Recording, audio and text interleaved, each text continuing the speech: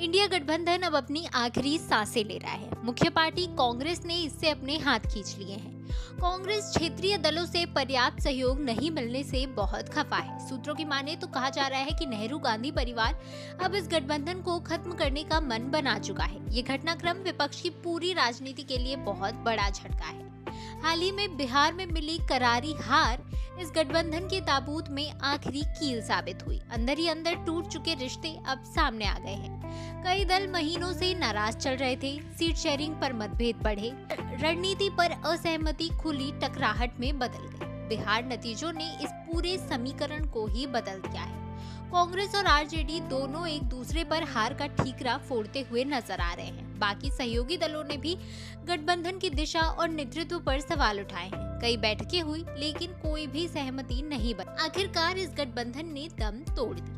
हालांकि कांग्रेस के संगठन महासचिव केसी वेणुगोपाल ने पार्टी के गठबंधन से हटने की खबरों को बेबुनियाद बताया है। 18 जुलाई 2023 को इंडिया गठबंधन के बैनर तले 20 से ज्यादा विपक्षी दल एक साथ आए थे, लेकिन ये एक्सपेरिमेंट सिर्फ एक चुनाव क्रम में ही ठह गया। समय समय पर इंडिया गठबंधन के नेतृत्व को लेकर सवाल उठते रहे हैं। हालांकि हमेशा ये कहा जाता है कि इस गठबंधन का नेतृत्व कोई एक पार्टी नहीं कर रही है, बल्कि सभी पार्टियां जैसे समाजवादी पार्टी, तृणमूल कांग्रेस, कांग्रेस पार्टी समेत तमाम पार्टियां इसमें बराबर रूप से शामिल हैं। लेकिन हमेशा से ही क्षेत्रीय पार्टी की ओर से ये सवाल उठते रहे हैं कि कांग्रेस पार्टी क्या इसका नेतृत्व करने में सक्षम है या नहीं। जब लोकसभा चुनाव हुए थे उस समय इंडिया गठबंधन की सभी पार्टियों में से सबसे ज्यादा सीटें यानी कि 99 सीटें कांग्रेस पार्टी को मिली थी, जिसके बाद से ही कहा जा रहा था कि इंडिया गठबंधन का नेतृत्व कांग्रेस पार्टी कर रही है। इसके साथ ही जब भी विपक्ष का कोई भी विरोध प्रदर्शन हुआ है या कोई भी मोर्चा हुआ है तो उसमें राहुल गांधी अग्रणी भूमिका में नजर आए हैं। चाहे हाल ही में हुए बिहार विधानसभा चुनाव की बात करें तो चुनाव से पहले राहुल गांधी ने एसआईआर को लेकर सवाल उठाए थे और इसके खिलाफ विरोध प्रदर्शन करने के लिए राहुल गांधी और तेजस्वी यादव ने बिहार में वोटर अधिकार यात्रा भी निकाली थी। तब भी राहुल गांधी बहुत खुलकर सामने आ रहे थे और यही कहा जा रहा था कि इंडिया गठबंधन का नेतृत्व राहुल गांधी करेंगे।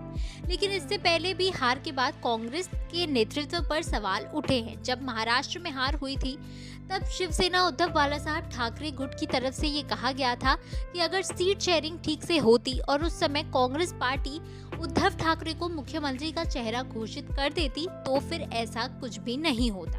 उस समय भी शिवसेना उद्धव ठाकरे गुट ने इस पर बहुत सवाल उठाए थे और कांग्रेस पार्टी के नेतृत्व पर एक सवाल खड़ा किया था। हालांकि कुछ समय बाद हरियाणा चुनाव के लिए सब साथ आए, एक साथ नजर आए, लेकिन फिर भी स्थिति ठीक होती नजर नहीं आ रही है। और अब बिहार चुनाव के बाद तो ये मांग उठने लगी है कि इंडिया गठबंधन का नेतृत्व ममता बनर्जी के हाथों में दिया जाना चाहिए।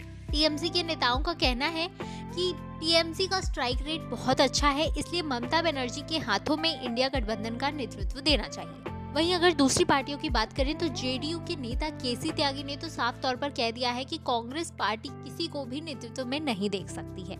जब उन्होंने नीतीश कुमार को ही नेतृत्व नहीं दिया, जिन्होंने इंडिया गठबंधन की नींव रखी थी, तो वो ममता बनर्जी को क्या देंगे।